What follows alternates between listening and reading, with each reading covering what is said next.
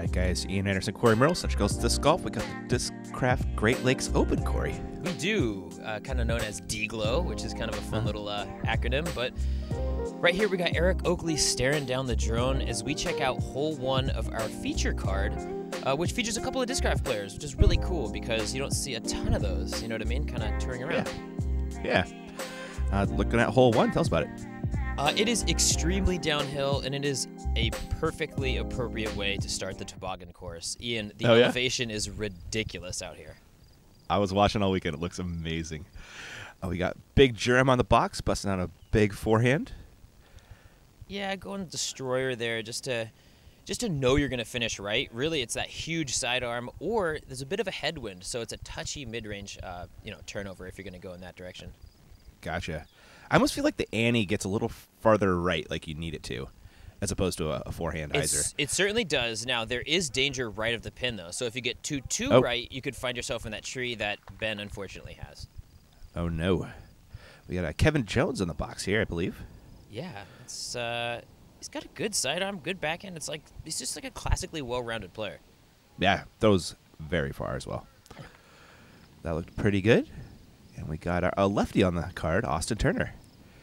Yeah, hard to expect a 2 on this. Whether you're sidearm, lefty, backhand, righty, it doesn't really matter. It's a tough 2, and this hole does play at 3.01, so really just spot on with a 3. Yeah, not a lot of danger, but probably not a lot of birdies either. Exactly. Yeah, this looks like an upshot here from Kevin. Yeah, just kind of in between that upshot and putt range. Just throw it up there, take your 3, get out of here. And that was Ben out of the woods? That was Ben, and he's going to have a bit of a tester for his 3, but from where he was, that's fine. Yeah. Big Germ, good half go. That'll par. And Austin looking for the 2. Nice little upshot there. That was a little short, man. All right, Ben looking for the par save. Oh, yeah. Good putt and good look by Ben, man. He's like, it looks like a professional golfer. He's got like a nice little leather flap for the scorecards. It's very well put together. Really? That's next level. Right? Yeah. I didn't even know that was a thing. Kevin with a good par cleanup. Austin will, after his upshot. To be fair, Austin is here. He's dealing with a little bit of a back injury. Oh, no. Yeah, apparently he had been feeling good, and this past weekend he played an event and kind of had a weird pop. So it's a bit sensitive, so maybe, not the most powerful showing from Austin this weekend, but we'll see. All right, a little barbecue to kick off the day. That's going to take us to hole 2. This thing is such a beast, Cory. You know it. You've you've done commentary for the USA DGC. This one is so nasty. Par 5, 726 feet. Really, you got to throw to a landing zone off the tee at the base of the hill, then try and get as far up as you can because 3s are at a premium here. It's possible, but you could also get into some jail. Yep. Yeah, the left-hand side of the fairway seems to be a little rougher than the right on that second shot. Very true. Big Germ with the placement forehand there. Got Ben up next. Going Vulture. Vulture? Yeah, it's got to be weird to be throwing someone's Signature Series disc as they're on the tee with you. Oh, that's Austin's disc? It's Austin's disc, yeah. Oh, too funny. We got Kevin going Rosari. Whatever he's going huge. Wow. That's way up there. All right. How's the lie? Oh, it's fine. I mean, it's a nightmarishly uphill, but as far as like center cut, it's fine. Well, right on. Austin Turner going forehand. Kind of surprising. Yeah, but that left side is flatter, and if you're really trying to bite off a lot, you need. Oh no, get up. Yeah, you need that flat footing to really try and get the juice on there. Yeah, those uphill run-ups can be very tough. So here's Austin's second shot, playing a flex up the hill. It's up there-ish. I mean, it's a par 5, so a 4 is okay, but in fairness, this does play closer to a really hard par 4 than a par 5. It comes in with a 4.39 average, so. Oh, really? Yeah, probably disappointed with a 4. Yeah, it looks like Ben was forced to pitch up with his second shot, looking at his third here. That might putt. And Kevin, monster drive. Wow. Yeah, and a monster upshot. Dang. God, I just want to personally apologize to Kevin for not being up at the top of the hill for that one, but that's a long run. Wow. That was his Madari? believe. That was great, was what it was. Yeah. It was. He is sponsored by Pro Discus, so you'll hear some new disc names today, most likely. A good forehand up there from Germ, and is that That's Austin from the woods. Austin? Okay, thank you. Well, that was good from the woods. That's great. Yeah, you'll settle with a 4 if your second shot's offline. Yeah. Offline. Here is fourth from Ben. He will 5. Germ cleaning up the bird. And Kevin will shoot here eventually. This is for eagle, right? That is for eagle. That's just a great start. Dang. Well done. Fist bump earned on that one. Yeah, the casual tap-in eagles. Usually that's the way I try and play holes. That's the goal.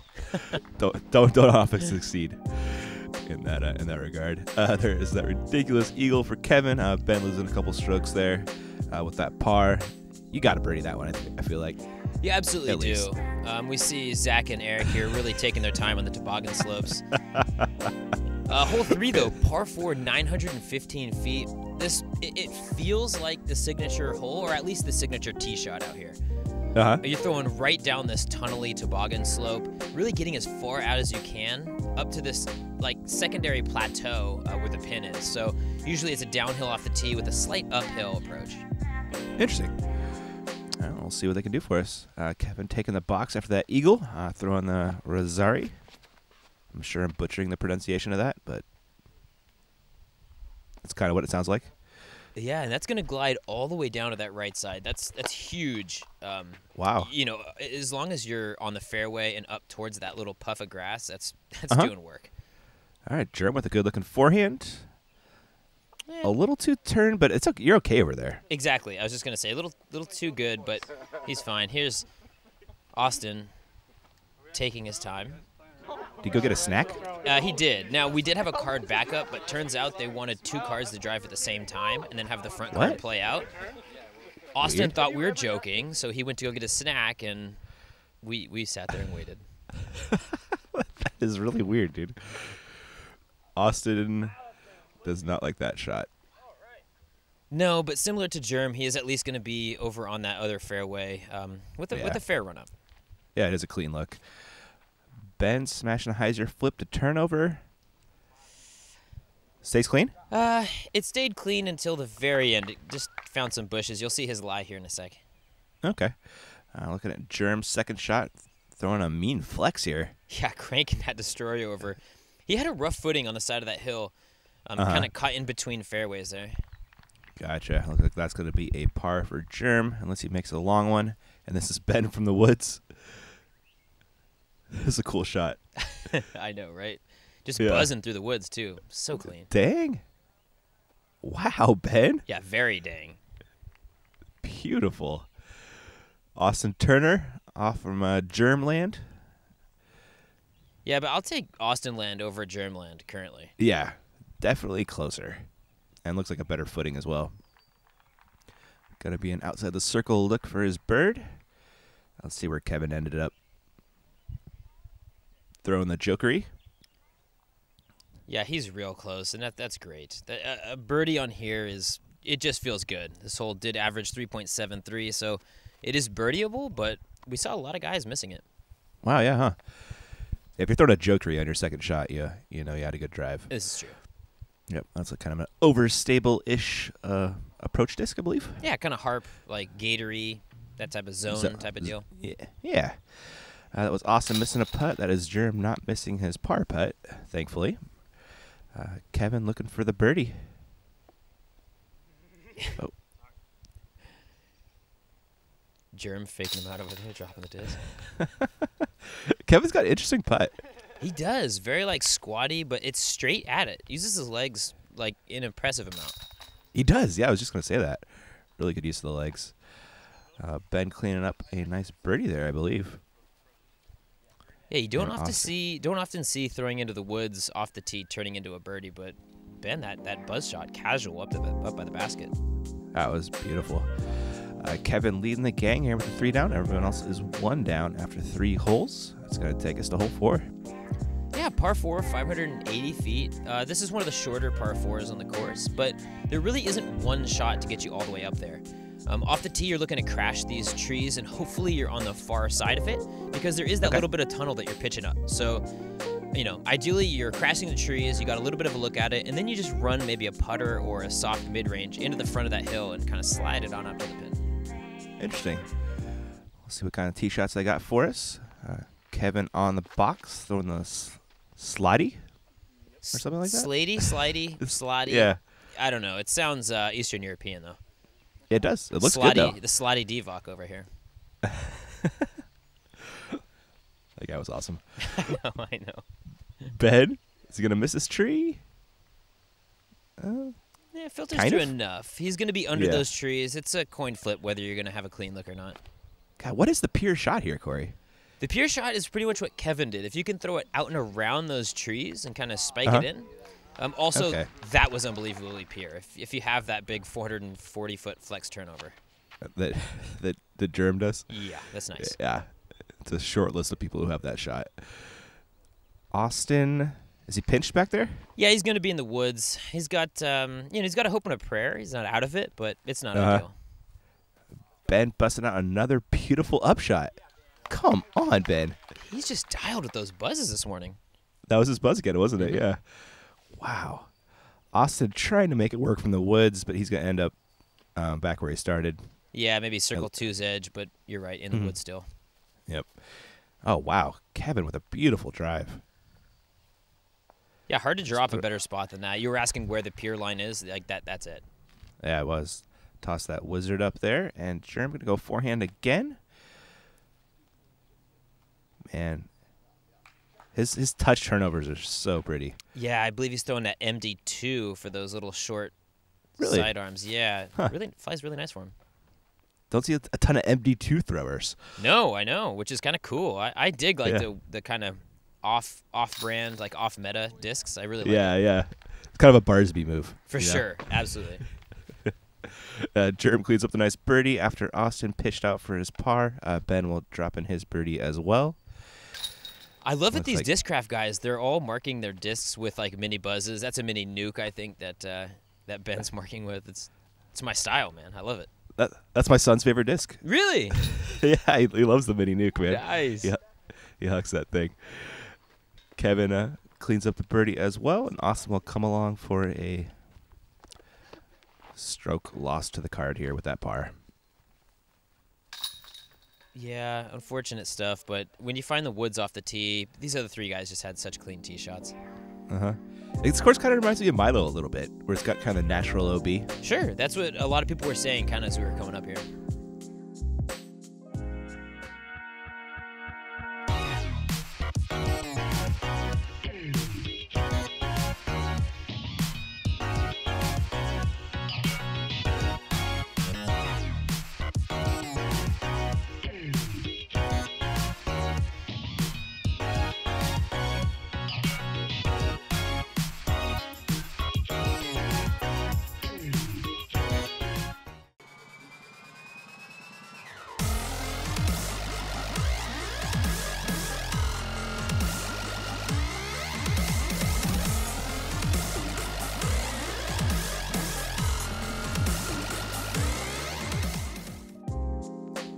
All right, we are back to the action. Got to thank MVP for getting us out here. Hope you enjoy the coverage. Go buy some MVP plastic. It's awesome.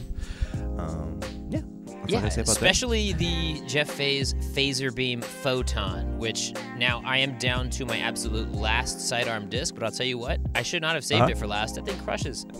Isn't it amazing? It fades, but it goes forward at the same time. Exactly. I don't know, it's a really interesting disc. And speaking of fading forward, this whole 300 feet, you do need it to... It's a left to right, but you need your sidearm to really hold that right angle for a while. Huh. Like that. Kevin with his flippy Rosari, he says. Okay, well, that definitely didn't seem too flippy, but he started on a pretty good hyzer angle, so glowed out nice. Glided? It did. Glided? I'm going to go with glided out nice. Okay. I think that was the buzz there from Ben. I think so as well, yeah. Yeah. Germ. Whoa. Different line than Kevin here. Yeah, when I first stepped up to the hold, that's the one I was looking at as well, but I have seen a lot more success from the Kevin like outside spike sidearm line. Wow. Austin, an honorary forehander with his lefty backhand. Holds it out, living in Germland. Yeah, not bad over there. Looks like Ben's going to pitch up here with his second shot. Not much hope of a bird from there. Oh, Well, had hope. He did. He almost threw it in. Germ's got a look. Is there room behind here to run it, or? There is, but it gets kind of tree-y. Okay. But he had a safe-ish bid. He did. That was the Cory safety squeeze. Yes, sir. Austin pitches up as well. And Ben coming back for the par. He's got such a nice, clean release on his putts. It's really impressive to watch. Yeah. And Kevin with a great drive. He's got a round going, Cory. He does. He missed hole 1, but followed it with the eagle and then birdie, birdie, birdie. He's 5 through 5. That's good. I would describe it as good as well, Ian. Yeah, yeah. Hot take right there. It's no Paul, but yeah, unbelievable. Germ with a nice par cleanup. Austin looking for that as well. Nicely done. Battling the elements back there. Yeah, man, Michigan's beautiful. I loved it. I mean, granted, it was miserably hot and muggy the first few days we were here, but once the tournament came around, it was gorgeous, man. Nice. There is Kevin with that 5 down, leading us into hole 6. Yeah, he is cooking, and this is his type of hole for sure. You throw it low, flat, and really you want it to go straight until these trees with a little bit of a left finish. If you could hyzer it right over where Zach's head is, then that is the ideal landing zone for your nice, maybe 150 to 200-foot approach. Zach's fro is almost a little bit shorter, Cory. I know. I was trying to give him a haircut, trying my best. Public service, really. Yeah. Kevin Jones on the box. They're on a hyzer flip. Yeah, limited flip on that hyzer flip, though. Yeah, it needed more, didn't it? It did. I mean, maybe a little bit different line as well probably would have been ideal. Yeah. Accurate. Ben Callaway. This what you want right here? That is exactly what you want, but maybe 30 feet farther. That kind of has pinched him a bit up on that tree. Yeah. Germ going to try a forehand here. Interesting. Germ throws some interesting forehands on what you would think would be backhand lines, but yeah, if you play that sidearm into the hill and you get a little bit of a right finish on it, you could see it finding that landing zone. Yeah, sure. Austin tried for a hyzer flip, but had a little too much hyzer on that one. Yeah, throwing out the Aaron Jacks special. That's the XL. Oh, wow. Nice. Yeah. Shout out to Aaron Jacks. Forehand again from Germ. Yeah, this one actually does seem like a really good forehand shot. You need that angle. You need to go up at first and then ride flat. Really, yeah, ideal for the sidearm shot. It looked like it was going to work for a long time before I hit that last tree. Austin's second shot. Uh-oh. Did that kick into the woods? It kicked a little bit to the right, but it's fairly open over there. It should be able to get up and down with, pretty easy. But, trees are trees. Uh-huh. Ben's second shot finds a tree as well. Yeah. That will probably par. I was going to say, filtered down left side. He'll probably have like a 95-footer going back uphill, so not easy. Kevin getting out of trouble pretty well there. Mm-hmm. Here is his third. He's up there. A little bit of meat on the bone, but he's a good putter. Yep. Should be able to salvage a par. That was Austin trying to do the same. Ben from the woods. This hole's got some teeth. It does. This hole is not easy. It comes in at a 3.78 average, so definitely one of the harder holes out here, but it's it's gettable in theory, Yeah, it is, but that second shot, real tough. Ben with another good putt. That's quality work. I mean, that's kind of that big difference between really good advanced player and a legitimate open player is hitting those 23-footers for par saves all the time. It's just such a specific distance. You miss 3 or 4 of those, 2, 3, 4 of those around, and there's your ratings bump right there. Yeah, that's how you go from 970 to 1,000. Mm-hmm. Yep. There is your card after 6. Everybody taking a par.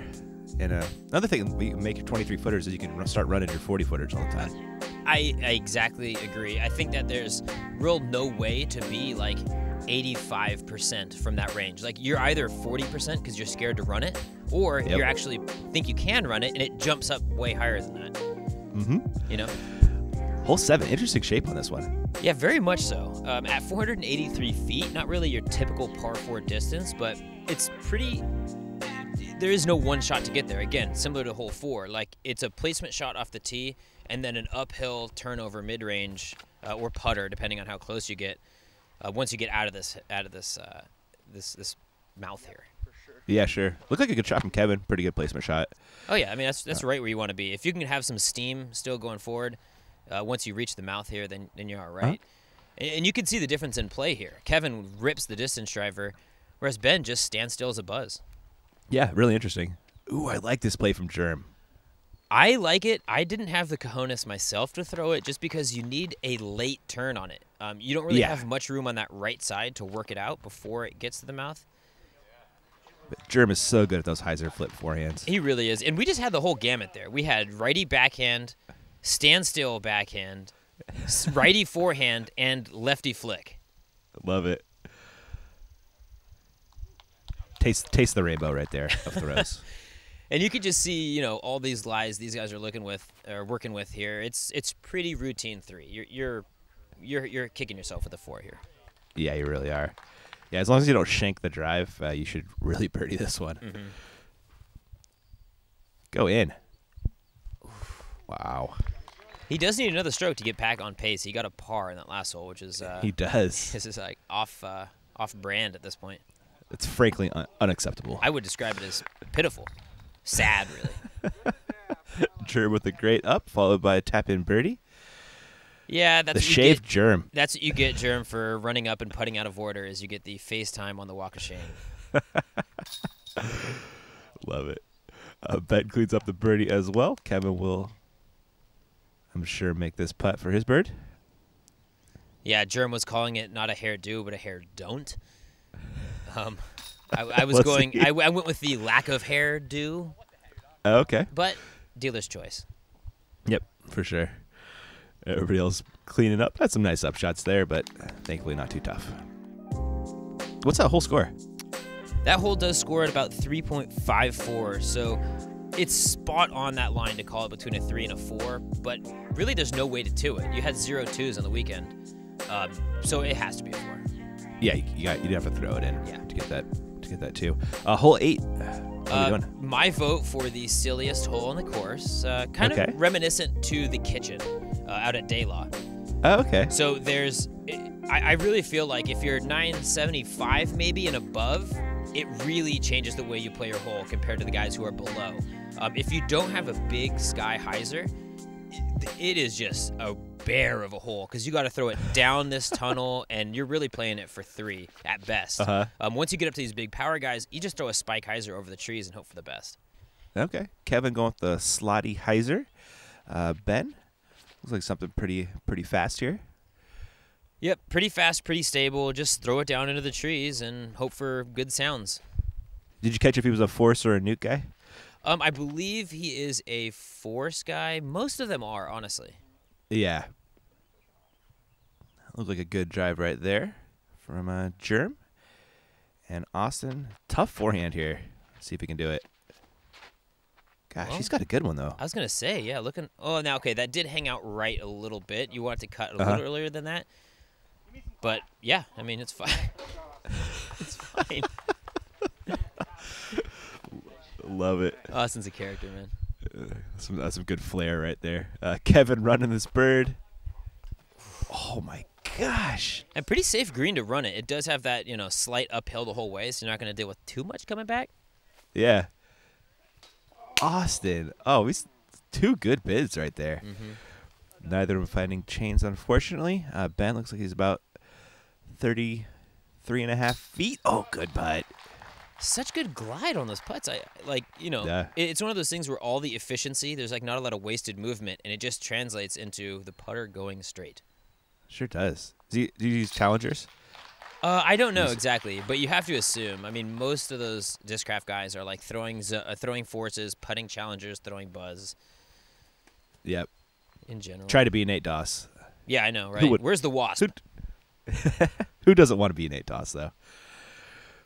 That guy's awesome. Yeah, you Kevin mean coming back for the 1040 par. rated for like a decade? Yeah. Yes, exactly. And one of the nicest guys on tour. That too. That helps. Yep. Always love filming Nate as Kevin cleans up, as does Austin. Yep, thank you. I'll get there eventually. Jeremy with the park job. That was incredible. Yeah, that was just, I mean, like I said, it's kind of just like throw it up somewhat on the right angle and hope it crashes down. Really, you're just fighting the trees down there.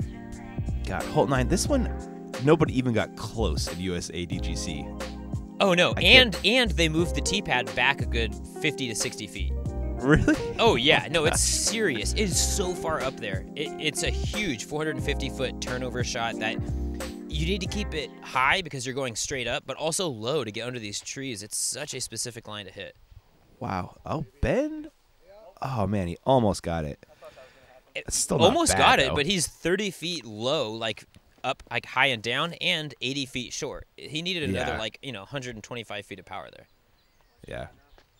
It's a short list of people who have the power required to get to this basket. Yeah. As uphill and as far as it is. This guy is one of them, though, Kevin Jones. Oh. Looks like he threw it hard enough, just overcooked it a little bit, is going to find himself onto that tree line on the right. See if Austin can get there on a hyzer. I feel like it's not possible. On a high, good lord, on a hyzer. 700-foot hyzer. Yeah, it's pretty much what it would take, right? Ben's second shot, just going to lay up for his par, which, gosh, you're probably not losing hardly any strokes to people with a par on this one. No, this hole actually does come in over par. Just so few twos on it that even the few fours tend to outweigh it. Yeah, sure. Germ's got a look here for the birdie. He had a look. Yeah, that's all you can ask for in this one. Yep. And here is that overcooked turnover for Kevin. Gives him a look, but he will also par, it looks like. Here is that comebacker.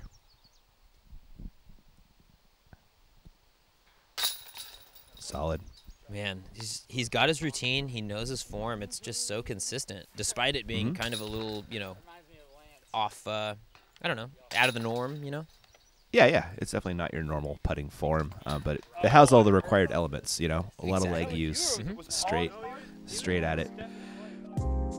Dig it. There is your par frame to close out part 1. We'll be back for part 2. Thanks for watching, guys.